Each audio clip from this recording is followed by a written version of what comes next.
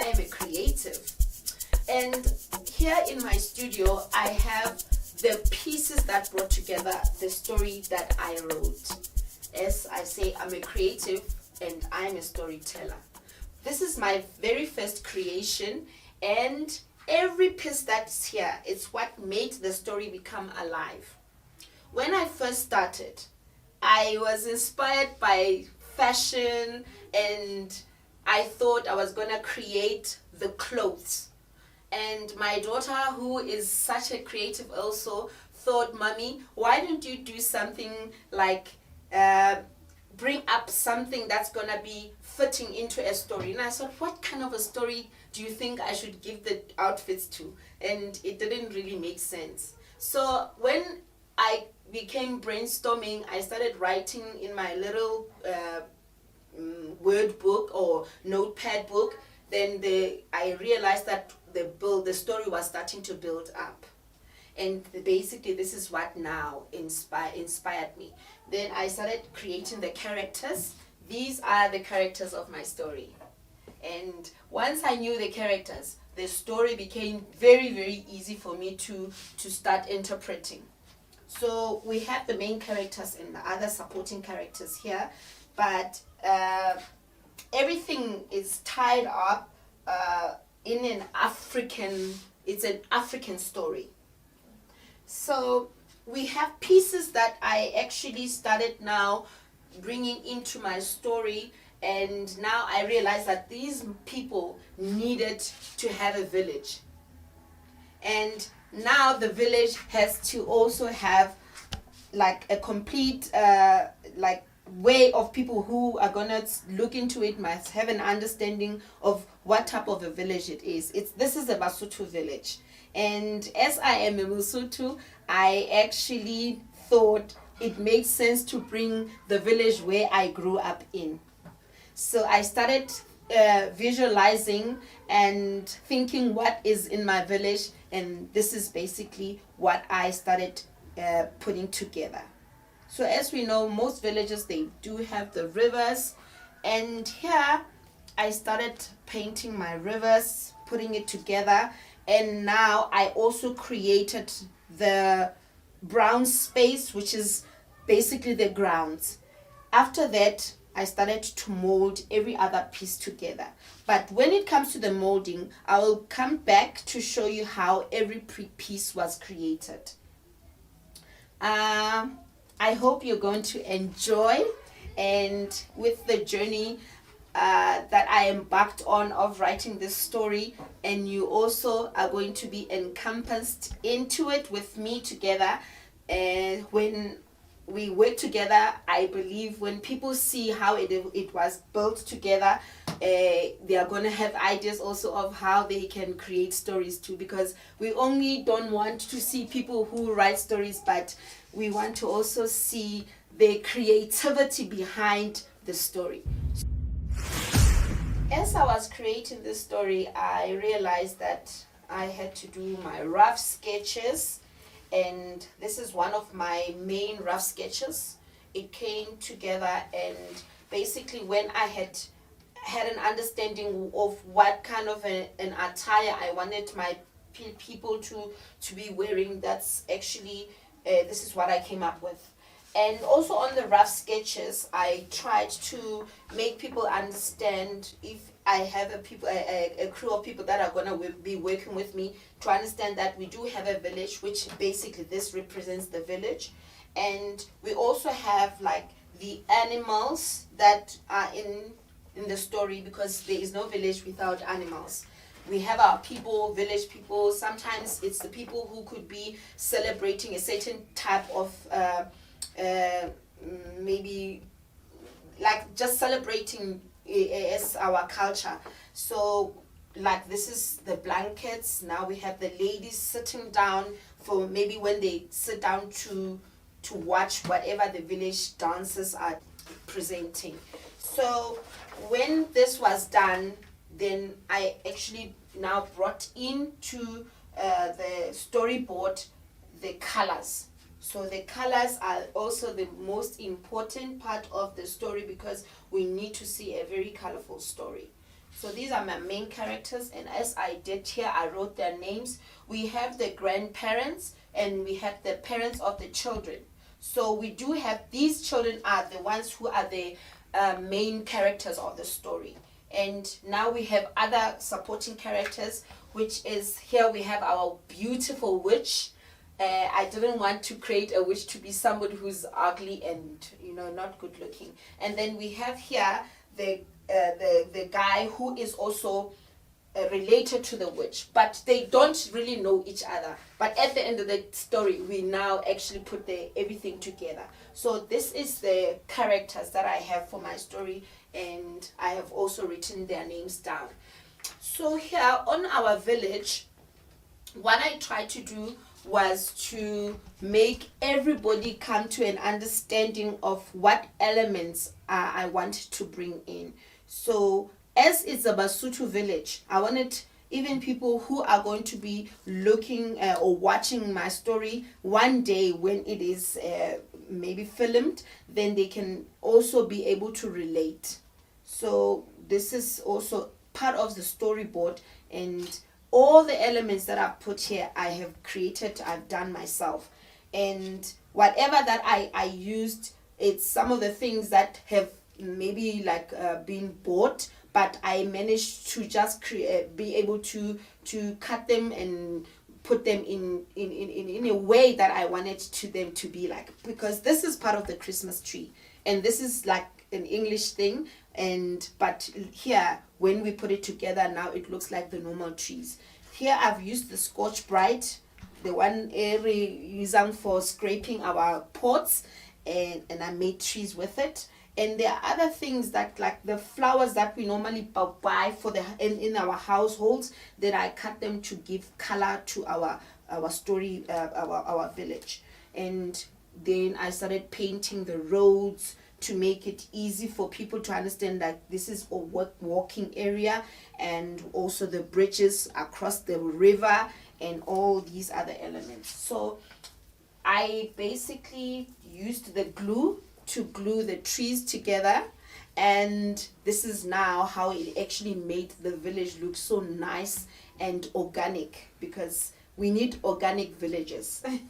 So also here, this is where the Scotch Brite has worked. I made little pine trees here and other elements like different types of trees in order for the village to look like it's a fruity type of village.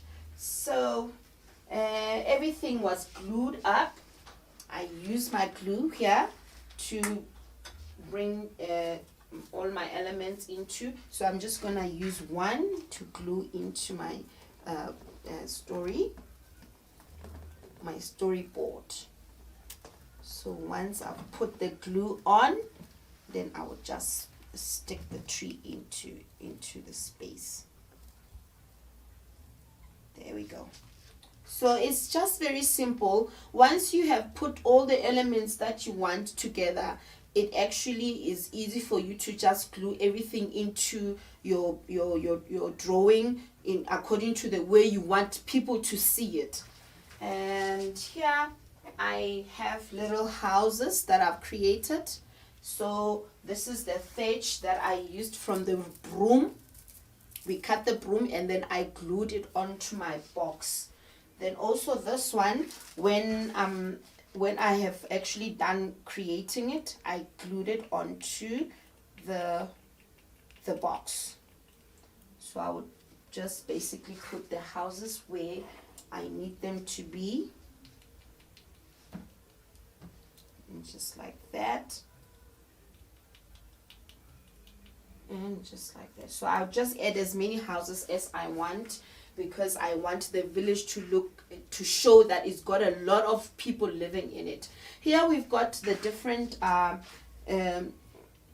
things that, like, these are the elements that we normally find into each village. So we do have a school, it's like the schoolyard, and then we have a post office right there, and then our shop right there. So I try to put everything into the village so that we can see that there is life into the village. And here I also did the church It's a box, and I just paste the things onto it to create the door and the windows, and just to place it onto my wonderful sketch. Welcome back.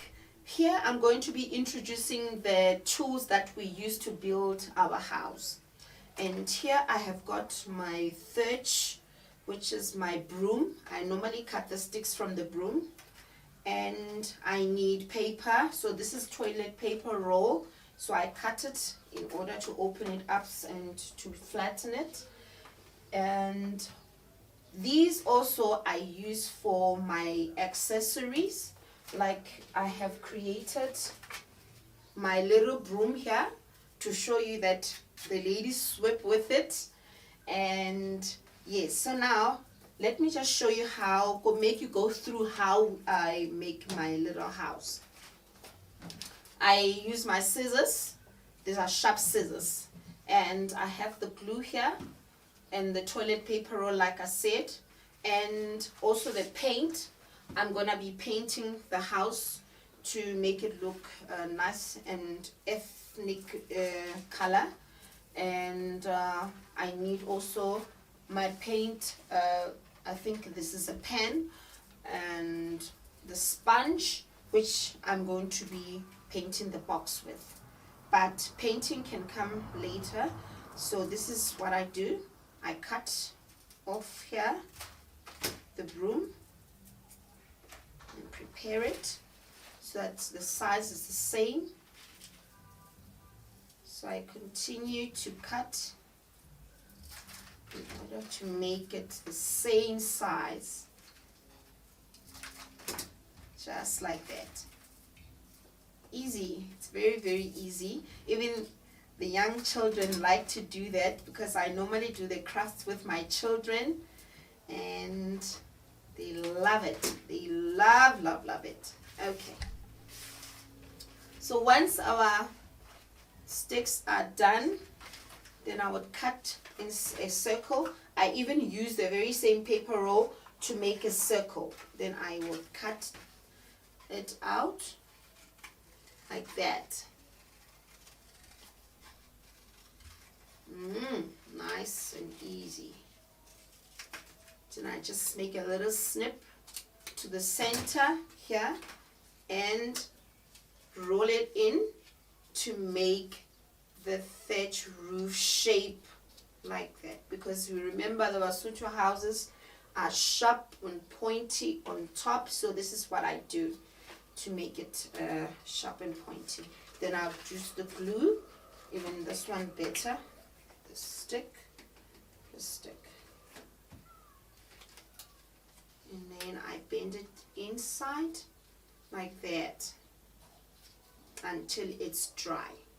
So once it's dry, I would have to now, sometimes I do have to wait for it, because you need to be patient with the glue in order for it to dry up. Okay, once that is done, because now we need the shape of our house, I also cut the paper in a rectangular shape.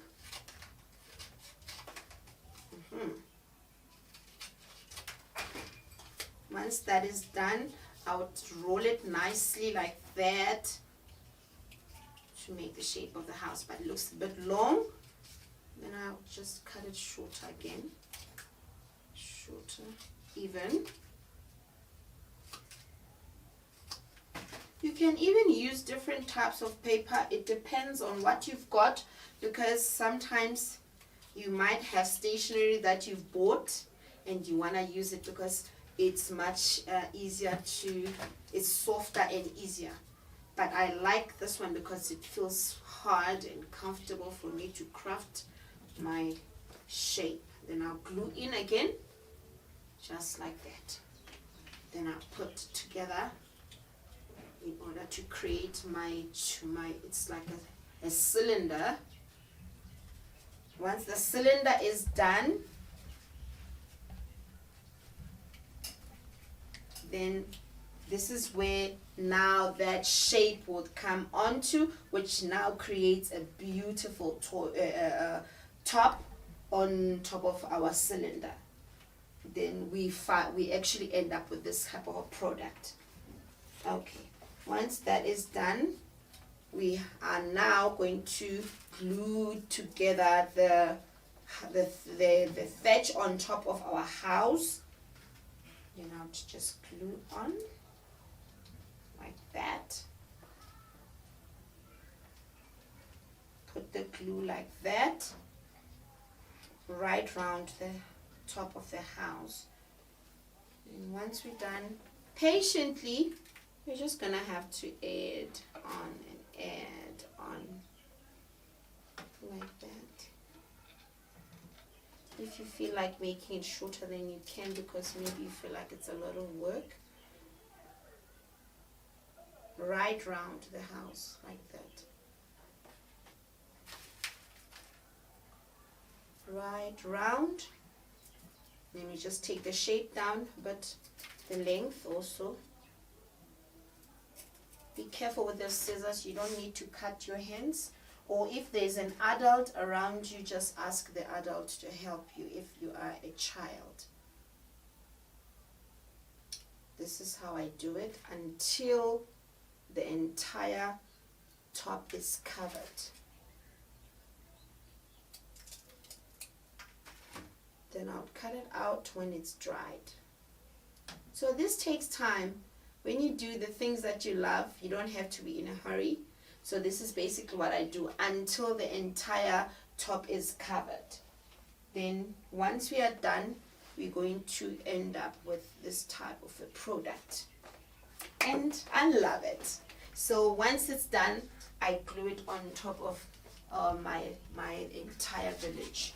So also, because I think you've been questioning what is this also, this is the Scotch Brite that I used to create the grass with it. And also for other type of textures, our tea bag. I open up a tea bag for the parts where I want to create the roads or looks like the gravel. Then this is what I do with the tea bag. Mind you, I also glue it onto the grass with my glue. Yes, and I believe that that's basically what this is the type of product that we come up with when we have done everything that's needed. So I thank you for having time to look and to learn all these elements. Thank you for watching, and catch me on the following week. Bye-bye.